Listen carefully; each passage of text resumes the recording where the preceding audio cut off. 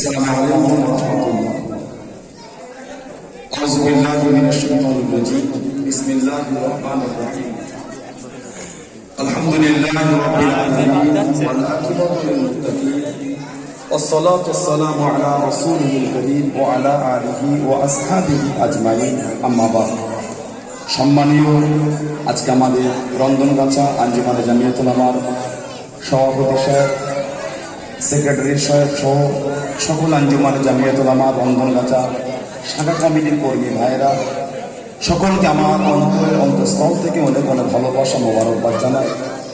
সাথে সাথে রন্ধনগাছা এলাকার মসজিদের সম্মানিত ইমাম সাহেব এবং রন্ধনগাছা এলাকার সমস্ত হাজি সাহেব বাবাজি ব্যাপারে আমার অন্তঃস্থল থেকে অনেক অনেক ভালোবাসা।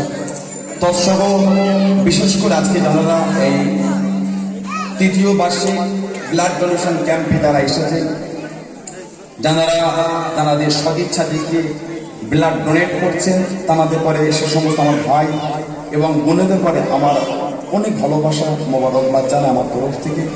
এবং জাতি ধর্ম বর্ণ নির্বিশেষে যারা আজকে এই মহতি প্রোগ্রামে উপস্থিত হয়েছে সকলকে অনেক অনেক ভালোবাসা জানিয়ে আমি আমার আলোচনা শুরু করছি। বিগত 3 বছর ধরে আজকে আমাদের এই রন্ধনগাছা শাখা কমিটির কর্মী ভাইয়েরা যে ব্লাড ডোনেশন ক্যাম্পের উদ্যোগ নিয়েছেন তা আসলেই প্রশংসনীয়। আমরা লক্ষ্য করলে দেখতে পাবো যে চতুর্দিকে যেভাবে ব্লাডের ক্রাইসিস চলছে, ব্লাড ব্যাংকগুলো ব্লাড শূন্য হয়ে পড়েছে। আজকে যাদের ব্লাডের প্রয়োজন মানুষের দুয়ারে দুয়ারে ক্লাবে ক্লাবে বিভিন্ন নন পলিটিক্যাল অর্গানাইজেশনের কাছে যেভাবে তারা ছুটছে, যে তাদের কষ্টের একটা আবদার, যে কঠিন পরিস্থিতিতে তাদের আত্মীয় স্বজন বাবা মা তাদের সন্তান সন্ততিরা যেভাবে হসপিটালে পড়ে আছে, তাদের ব্লাডের প্রয়োজন, ব্লাডের জন্য যারা খুব কষ্ট পাচ্ছে, সেই সমস্ত কষ্ট পাওয়া মানুষের সঙ্গে যখন মিট করা হয়, তাদের দুটো কথা শোনা হয়, সত্যি চোখে পানি চলে আসে।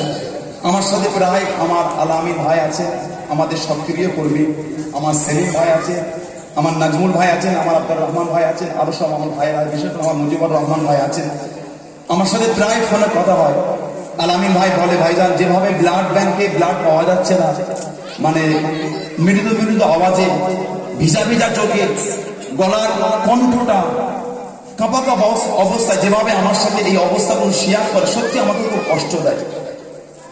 যখন আপনারা দেখেছেন যে কঠিন লকডাউন চলছে, মানুষ নিজের বাড়ির বাইরে বার হতে ভয় পাচ্ছে, সেই কঠিন পরিস্থিতিতে রন্ধনগাছা সহ, সোনাডাঙ্গা সহ, খেলিয়া সহ, খন্ডে শর্করা সহ, আপনার আলগুড়িয়া সহ, ময়না সহ, আপনার খিরকাপুর সহ এই অদ্য চত্বরের আমার ইয়ং জেনারেশন ভাইরা, তারা এই কঠিন পরিস্থিতিতে যখন মানুষ নিজের বাইরে উঠোনে বার হতে ভয় খাচ্ছিল কঠিন লকডাউনে, সেই পরিস্থিতিতে আমার এই ভাইয়েরা গিয়ে বারাসাত ব্লাড ব্যাংকে গিয়ে ব্লাড দিয়েছে। একবার নয়, দুবার ব্লাড দিয়ে এসেছে। সেই পরিস্থিতিতে আমাদের আমডাঙ্গা থানা আমাদের অনেক হেল্প করেছে। আমরা আমডাঙ্গা থানার প্রশাসন ভাইদের করে আমরা সাধুবাদ জানাই যে এই কঠিন পরিস্থিতিতে আমাদের তখন পারমিশন দেওয়া হয়েছিল, এবং সেই পারমিশনকে আমরা নিয়ে আমরা দত্তপুকুর থানা পারমিশন নিয়ে আমরা বারাসাত ব্লাড ব্যাংকে গিয়ে ব্লাড দিয়েছিলাম। আমি সে সমস্ত ভাইদের করে আমি অনেক অনেক ভালোবাসা মোবারকবাদ জানাই। আজকে যে মহতি উদ্যোগ আমার এই রন্ধনগাছা শাখা কমিটি ভাইয়েরা নিচ্ছেন, আমাকে বিগত কয়েক মাস ধরে যেভাবে আমাকে অনুরোধ করছে, ভাইজান একটা ডেট আমাকে দেন, আমাদের একটা ডেট দেওয়া হোক, আমরা একটা ব্লাড ডোনেশন ক্যাম্প করবো। যেভাবে আমাদের কাছে বারবার ব্লাড ব্যাংক থেকে ফোন আসছে, সত্যি আমাদের করে কষ্ট হয়েছে। সেই মহতি উদ্যোগ নিয়ে আজকে যে কাজটা তারা করেছেন, সত্যি আমি এত আনন্দিত, এবং আমি এনাদের জন্য দোয়া চাই আল্লাহ আমার এই ভাইগুলোকে কবুল করেন, আগামী দিনে আরো বড় করেন, আরো সুন্দর পদক্ষেপ নিয়ে এগিয়ে যাবার তৌফিক দান করে। সকলে বলুন আমিন, জোরে বলেন আল্লাহুম্মা আমিন। সাথে সাথে আমি আরো অনেক ধন্যবাদ জ্ঞাপন করি আজকে যারা যে সমস্ত ডক্টর মহোদয়রা এবং নার্স আমার বোনেরা যারা এসেছে আজকে ব্লাড কালেক্ট করার জন্য, তাদের করে অনেক অনেক ধন্যবাদ ভালোবাসা মোবারকবাদ জানাই যে তারা আজকে আমাদের এই সুন্দর মহতি ব্লাড ডোনেশন ক্যাম্পকে তারা সাফল্য মণ্ডিত করার জন্য আমাদের কাঁধে কাঁধ মিলিয়ে আমাদের পাশে দাঁড়িয়েছেন। অনেক অনেক ভালোবাসা করে আজকে দেখেন যেভাবে এই করোনা নামক ভাইরাস গোটা পৃথিবীতে গ্রাস করেছে, আজকে যেভাবে মানুষ এই কঠিন পরিস্থিতিকে নিয়ে অগ্রসর হচ্ছে, আজকে যখন ভারতবর্ষে এই করোনা ভাইরাস থেকে রোখার জন্য, এর মোকাবিলা করার জন্য মেডিকেল ডিপার্টমেন্ট যখন বিবৃতি দিল, নিউজ হাইলাইট করলো, নিউজ যখন প্রকাশ করলো যে প্লাজমা লাগবে, মানুষ এই করোনা ভাইরাস থেকে নিজেকে প্রোটেক্ট গার্ড করতে গেলে তখন কিন্তু প্রথম সারিতে দাঁড়িয়েছিল এই ইসলাম সম্প্রদায়ের মানুষেরা। তারা নিজেদের জানকে হাতে রেখে, তারা নিজেদের জানকে বাজি রেখে, তারা এই সমস্ত মহতি উদ্যোগ নিয়ে তারা নিজেদের ব্লাড গুলোকে দিয়েছে, সেই ব্লাড থেকে প্লাজমা গুলোকে বার করে আজকে এই করোনা নামক ভাইরাস থেকে মানুষকে কিছুটা হলেও দূরে সরাবার জন্য সেই ব্লাড গুলোকে ব্যবহার করা হয়েছে। এটা সত্যি আনন্দের বিষয়। আজকে আমরা দেখেছি যখন কঠিন করোনা নামক ভাইরাস গোটা ভারত গোটা পৃথিবী জুড়িয়ে ক্লাস করে চলছে, আমার ভারতে যখন কঠিন লকডাউন চলছে, বাইরে বার হলে কেস দেওয়া হচ্ছে, মাস্ক ছাড়া বার হলে ফাইন করা হচ্ছে, জেলে দেওয়া হচ্ছে, কেস দেওয়া হচ্ছে, সেই পরিস্থিতিতে নিজের বাবা মারা গিয়েছে, ছেলে বাপের লাশ রেখে চলে গেছে, নিজের মা মারা গেছে, মায়ের লাশ রেখে ছেড়ে চলে গেছে, নিজের স্বামী মারা গেছে, স্ত্রী স্বামীর লাশ রেখে চলে গেছে, নিজের স্ত্রী মারা গেছে, স্বামী তার স্ত্রীর লাশ রেখে চলে গেছে। সেই কঠিন পরিস্থিতিতে এই আমার মতন ভাইরা, আমাদের সমাজের ভাইরা, ইসলাম সম্প্রদায়ের মানুষেরা, সেই সমস্ত কোন ধর্ম থাকে না, কে হিন্দু কে মুসলমান, কে জৈন কে বৈষ্ণব কে ইসলাম কে নাসারা থাকে না, সেই সমস্ত পরিস্থিতিতে সেই কঠিন অবস্থায় তারা তাদের পাশে দাঁড়িয়ে সেই লাশগুলোকে নিয়ে তাদের সম্প্রদায়ের নিয়ম অনুযায়ী দাহ করেছে, কবর দিয়েছে, সমাধি করেছে। আজকে সেই ইসলাম সম্প্রদায়ের মানুষেরা এই মহতি কাজগুলো করে পৃথিবীর দরবারে নজির করে চলেছে। কিন্তু আমরা লক্ষ্য করলে দেখতে পাবো, আমরা লক্ষ্য করে দেখতে পাবো আজকে যেভাবে আমার বিগত 5 বছর 7 বছর আগে যেভাবে আমার ভারতবর্ষে ইসলাম সম্প্রদায়কে টার্গেট করে টর্চার করা শুরু হয়েছিল, আবার এই কঠিন পরিস্থিতি কাটছে না কাটতে সেই পরিস্থিতি আমার ভারতে আবার ফিরে আসছে। আমরা কদিন আগে দেখেছি আসামের একটা জায়গায় যেখানে পুলিশ দর্শকের ভূমিকা পালন করেছে, সাংবাদিক জঙ্গির ভূমিকা পালন করে একজন মুসলমান নিরীহ মানুষের বুকের ওপর লাথি মেরে লাফিয়েছে, দাবিয়ে দাবিয়ে সেই মুসলমানটাকে শহীদ করেছে। আজকে আমরা কদিন আগে দেখেছি ভারতের ত্রিপুরা বলে একটা রাজ্য আছে, যে ত্রিপুরা রাজ্যে কিছু কুলাঙ্গার, কিছু দেশদ্রোহী, কিছু সম্প্রদায়ের শাসন দিয়ে সম্প্রদায়ের মুসলিমগুলোকে শহীদ করে দিয়েছে, মাদ্রাসাগুলোকে আগুন ধরিয়েছে, আল্লাহর কোরআনকে জ্বালিয়ে দিয়েছে। আজকে কিছু সম্প্রদায়ের মানুষ তারা এই বিষয়গুলোকে তাদের সম্প্রদায়ের লেভেল নিয়ে করে বেড়াচ্ছে।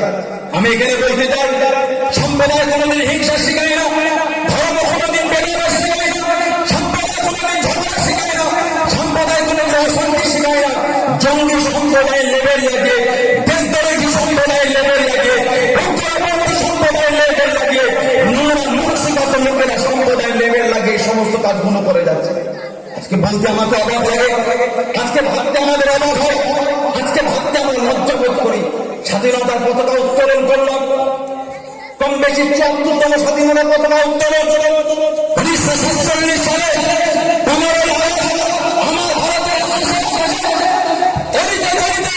যে ভারতের পতাকা উত্তোলন হয়েছিল, আমার দেশের আমার দেশের আমার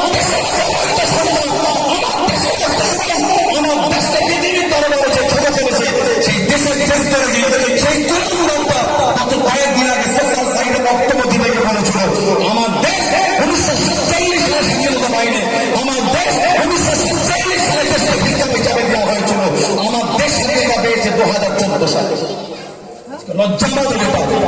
আজকে জাতি ধর্ম বর্ণ নির্বিশেষে হিন্দু কে মুসলমান, কে জৈন কে বৈষ্ণব, কে মুসলিম কে ইহুদি, কে কোন সম্প্রদায় আমি বলতে পারবো না, কাঁধে কাঁধ মিলিয়ে রক্তের বিনিময়ে, জীবনের বিনিময়ে নিজেদের রক্তকে বন্যা বইয়ে দিয়ে নিজেদের জীবনগুলোকে কুরবানি দিয়ে আজকে ভারতের আকাশে আমরা স্বাধীনতা পতাকা উত্তোলন করেছিলাম।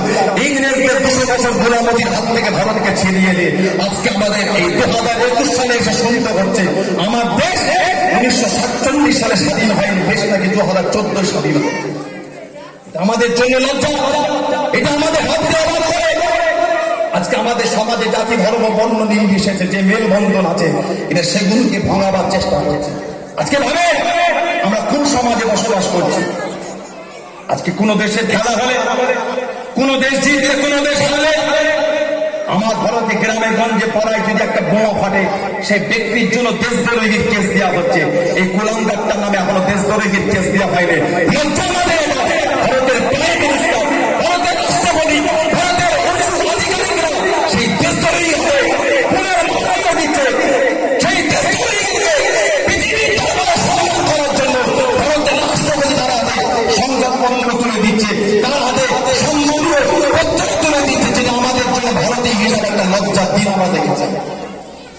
আজকে ভাবতে অবাক আমাদের লাগে এটা। কদিন আগে থেকে দিন টি-20 বিশ্বকাপ খেলা ইউপিতে কজনের নামে দেশ দলে গিয়ে কেস দেওয়া হয়েছে। সে যদি আমার দেশকে বাঁচিয়ে অন্য দেশের সে ভুল করেছে, খেলাটাকে অন্য দেশের প্লেয়ারে ভালো লাগতে পারে, সাপোর্ট নিজের দেশকে করতে হবে। খেলাটাকে অন্য দেশের প্লেয়ারে পছন্দ হতে পারে, সাপোর্টটাকে নিজের দেশকে করতে হবে। আজকে যদি অন্য দেশ জিতলে বোনা যদি দেশ দলে ইংরেজ হয়, তাদের কাছে আমার জানার বিষয় দেখতে যাবো না, তাদের কাছে আমার জানার বিষয়। যখন বিশ্বকাপ ফুটবল খেলা হয়, বিশ্বকাপ ফুটবল খেলা হয় আমার দেশে পাড়ায় পাড়ায় গ্রামে গ্রামে মনে মনে রাস্তায় রাস্তাতে শহরে পৃথিবীর অন্য দেশে চলে যায়, গোটা ভারতের অলিগলি ভরে যায়। যত আমার ভারতের গ্রামে ভারতের থেকে বেশি অন্য দেশে পড়ে যখন তখন উঠতে থাকে, তাদের বিরুদ্ধে কিছু দেশ দলে কেস দেওয়া হয় না, তাদের বিরুদ্ধে দেশ দলে কেস দেওয়া হয় না, তাদের একটা মুসলমান নাম করতে পেরে দেশ দলে জঙ্গি কেন বলা হয়? এই অধিকার তোমাকে কে দিয়েছে? আজকে যে ভারত স্বাধীন করার জন্য, আজকে যে ভারতের ভারতের উত্তরণের জন্য হাজার হাজার নয় লক্ষ লক্ষ ভারতের মুসলমানদের জীবনগুলো বন্যা হয়ে গেছে। আজকে সেই ভারতের মুসলমানদের দেশ দলে গিয়ে তকমা দেওয়া হচ্ছে। লজ্জা আমাদের এটা। গত কয়েকদিন আগে দেখলাম, গত কয়েক মাস আগে দেখলাম ইউপির কোন একজন ইয়ং ছেলে যে প্রোগ্রামে গিয়ে সে বলে কবিতা শোনায়, সে নিজের রুমের মধ্যে নিজের কবিতারা রিহার্সেল দিচ্ছিলেন, মুখস্থ করছিলেন, প্র্যাকটিস করছিলেন। সেই ছেলেটাকে সেখান থেকে ধরে নিয়ে তার নামে দেশদ্রোহী কেস দেওয়া হয়েছে। কেন না বলা হচ্ছে ছেলেটার মনের মধ্যে ভারত বিরোধী কিছু কবিতা বলার ইচ্ছা ছিল, মনের মধ্যে প্রকাশ করেনি, মনের মধ্যে তার মনের মধ্যে ভারত বিরোধী কিছু বক্তব্য দেওয়ার ইচ্ছা ছিল। মনের খবর এরা জেনে দেশদ্রোহী কেস দিচ্ছে, মনের খবর এরা বুঝে দেশদ্রোহী কেস দিচ্ছে, মনের খবর জঙ্গি তকমা দিচ্ছে। কিন্তু যারা প্রকাশ্যে জঙ্গি কাজ করে গেছে এদের জঙ্গি তকমা দেওয়া হচ্ছে। আজকে বলে বিগত কয়েক মাস ধরে দিল্লির পাশে গুরগাঁও বলে একটা জায়গা আছে, যে গুরগাঁও জায়গায় 38টা জায়গায় সরকারের অনুমতি, প্রশাসন ভাইদের স্বীকৃত, প্রশাসন ভাইদের অনুমোদিত 38টা জায়গায় জঙ্গল হয়। সপ্তাহে একদিন আধ ঘন্টা কি 1 ঘন্টা সময় লাগে। আজকে আমাদের লজ্জা, আমার দেশের স্বরাষ্ট্রমন্ত্রী, মাননীয় স্বরাষ্ট্রমন্ত্রী, তিনি এতটাই মূর্খ জগতে বাস করে, আমার জ্ঞান নেই যে তিনি শুধু ওই বিশেষ জাতির স্বরাষ্ট্রমন্ত্রী, তিনি বিশেষ কোনো সম্প্রদায়ের স্বরাষ্ট্রমন্ত্রী নয়, তিনি জাতির ধর্মকে নিষেধে, তিনি ভারতবাসী স্বরাষ্ট্রমন্ত্রী, হিন্দু স্বরাষ্ট্রমন্ত্রী নয়, মুসলমানের স্বরাষ্ট্রমন্ত্রী নয়, বৌদ্ধ স্বরাষ্ট্রমন্ত্রী নয়, জৈন স্বরাষ্ট্রমন্ত্রী নয়, তিনি হলেন ভারতবাসীর স্বরাষ্ট্রমন্ত্রী। আমার ভারতের স্বরাষ্ট্রমন্ত্রীর বক্তব্য হলো, আমি যখন এই অমুক জায়গায় র্যালিতে এসেছিলাম আমাকে ঘুরিয়ে দেওয়া হয়েছিল, কেন? তাকে জুম্মার নামাজের জন্য রাস্তা অবরোধ। স্বরাষ্ট্রমন্ত্রীর বক্তব্য জুম্মার জন্য রাস্তা অবরোধ হবে কেন? আমি কি দেশের নাগরিক হিসাবে তাহলে বলতে পারি না আমার দেশের স্বরাষ্ট্রমন্ত্রীর চিন্তা যদি এত নোংরা হয়? আমি কি দেশের সাধারণ নাগরিক হিসাবে বলতে পারি না আমার হিন্দু ভাইদের দুর্গা পুজো হয়, হিন্দু ভাইদের কালী পুজো হয়, হিন্দু ভাইদের জগন্নাথ পুজো হয়, হিন্দু ভাইদের ধর্মীয় প্রোগ্রাম হয়, হিন্দু ভাইদের সরস্বতী পুজো হয়, হিন্দু ভাইদের বিভিন্ন প্রোগ্রাম হয়? তাহলে কি আমি একজন দেশবাসী হিসাবে বলবো রাস্তায় রাস্তায় মনে মনে মনে করতে বন্ধ করে দেওয়া হচ্ছে? না, এটা আমার ইচ্ছা নয়, এটা আমার মনের বক্তব্য নয়, এটা আমার ইসলাম কোনোদিন মান্যতা দেয় না, এটা আমার ইসলাম কোনোদিন মেনে নেয় না। আমার ইসলাম বলেছে তুমি তোমার ধর্মের উপর চলো, অন্যকে অন্য ধর্মে চলবে। আমার ইসলাম আমাকে শিক্ষা দিয়েছে, আমার নবী মুহাম্মদ রাসূলুল্লাহ সাল্লাল্লাহু আলাইহি ওয়াসাল্লাম যাকে আদৌ গোলাপি দিন, যাকে আদৌ গোলাপি দিন, মানব জাতির সর্বশ্রেষ্ঠ মানুষ হিসেবে আদৌ তাকে মান্যতা দেওয়া হয়, তিনি হলেন নবী মুহাম্মদ রাসূলুল্লাহ সাল্লাল্লাহু আলাইহি ওয়াসাল্লাম। সেই নবী আদর্শ, সেই নবী শিক্ষা, সেই নবী বয়ান, সেই নবী হাদিস আমাদের শরীফের মধ্যে সেটা আল্লাহ রাসূল বলেছে, যদি কোনো মুসলমান কোন নিরীহ হিন্দুর ঘরকে আত্মসাৎ করে, যদি কোনো মুসলমান কোন নিরীহ হিন্দুকে যদি কোনো মুসলমান কোন নিরীহ হিন্দুর অর্থকে আত্মসাৎ করে নয়, আমি মুসলমানদের বিরুদ্ধে হিন্দুর পক্ষ নিয়ে অমুসলিমের পক্ষ নিয়ে দাঁড়িয়ে মুসলমানের দিন দাবি রাসূল বিচার করবে। এটা আমার ইসলামের আদর্শ, এটা আমার ইসলামের শিক্ষা, এটা আমার ইসলামের বিধান। আজকে এরা কারা যারা জুম্মার নামাজকে বাধা দিচ্ছে? এদেরকে আমরা দেশদ্রোহী বলতে পারি না, এদেরকে আমরা গদ্দার বলতে পারি না, এদেরকে আমরা দেশবিরোধী বলতে পারি না, এদেরকে আমরা জঙ্গি মেন্টালিটির ব্যক্তি বলতে পারি। আজকে আমার সমাজ, আমাদের সমাজে ঈদের নামাজ হয়। ঈদের নামাজ বছরে দুটো ঈদের নামাজ, ঈদ উল ফিতর আর ঈদ উল আযহা। কিছু কিছু জায়গায় আছে ঈদের নামাজ হতে গিয়ে রাস্তাগুলো জাম হয়ে যায়। আমাদের সমাজের হিন্দু, আমাদের সমাজের জৈন, আমাদের সমাজের বৈধ, আমাদের সমাজের শিখ, আমাদের সমাজের দলিত আদিবাসী, আমার বিভিন্ন সম্প্রদায় ভাই বোনেরা তারা আমাদের এই পরিস্থিতিটাকে আমাদের করে ভালোবাসা দিয়ে, আমাদেরকে সাপোর্ট দিয়ে, আমাদের জন্য জায়গাগুলো আরো ক্লিয়ার করে দিয়ে সুন্দরভাবে নামাজ পড়ার একটা পরিবেশ তৈরি করে। কথা ঠিক না ভুল বলছি? আমাদের সমাজে আমার হিন্দু ভাইদের যখন পুজো হয়, আমার অনেক মুসলমান ভাইদের বাজারে দোকান থাকলে এই প্যান্ডেল করার জন্য সেখান থেকে চেয়ার গুলো সরিয়ে নেয়, সেদিকে মালগুলো রাখা, যাতে করে সুন্দর প্যান্ডেলটা করতে পারে। এটা হলো বাংলার সংস্কৃতি, এটা হলো ভারতের সংস্কৃতি। আজকে বলে এরা কারা কোন জঙ্গি মেন্টালিটি নিয়ে নামাজকে বন্ধ করে দিচ্ছে? নামাজ হচ্ছে বিভিন্ন সম্প্রদায়ের স্লোগান চলছে। কেন তোমার সম্প্রদায়ের লোক নাই সম্প্রদায়ের স্লোগান দিবার জন্য? আজকে পেপার খুললে পাওয়া যায় একটা দাড়িওয়ালা টুপিওয়ালাকে দেখে বলা হচ্ছে অমুক স্লোগানটা দেয়। কারণ নিজের সম্প্রদায়ের লোক কমে গেল না। আমাদের সম্প্রদায়ের লোক কমে গেলে আমাদের সম্প্রদায়ের লোক কমে আমাদের সম্প্রদায়ের লোক কমে যায় না মুসলমান জিন্দাবাদ বলার জন্য। তুমি অন্য সম্প্রদায়কে টর্চার করছো, মানে কি তোমার সম্প্রদায়ের লোক খুঁজে পাচ্ছ না? তোমার সম্প্রদায়ের নারা লাগাবার আমাদের তো কমে না, আমরা তো ভারত কম, আমাদের মধ্যে কোনো চিন্তা হয় না। এই নিকৃষ্ট কোন কারণ আমি আমার সমাজের জাতি ধর্ম নির্বিশেষে সকলের কাছে আমি অনুরোধ করবো, এই সমস্ত নোংরা মানসিকতার লোকগুলোকে দেখে দেখে চিহ্নিত করে থানায় কেস করেন, কেস করে এদের বিরুদ্ধে ব্যবস্থা নেয় নাই। জীবনে করে আমার সমাজে আমার এলাকায় সম্প্রীতি ফিরে আসতে পারে না। আজকে অবাক হয়ে যাবে না, 8 জায়গায় নামাজ বন্ধ করে দিল আর 30 জায়গার মধ্যে। আমার যে 30 জায়গায় নামাজ হয় সেখানে বাঁশ ফেলে প্যান্ডেল হচ্ছে। কেন? খেলা জায়গা হবে। মুসলমানদের নামাজের জায়গাটাই খেলা জায়গা করতে ভালো লাগলো, অন্য জায়গা খুঁজে পেতে না। গোটা ভারত তো ফাঁকা পড়ে আছে, গোটা ভারত আজকে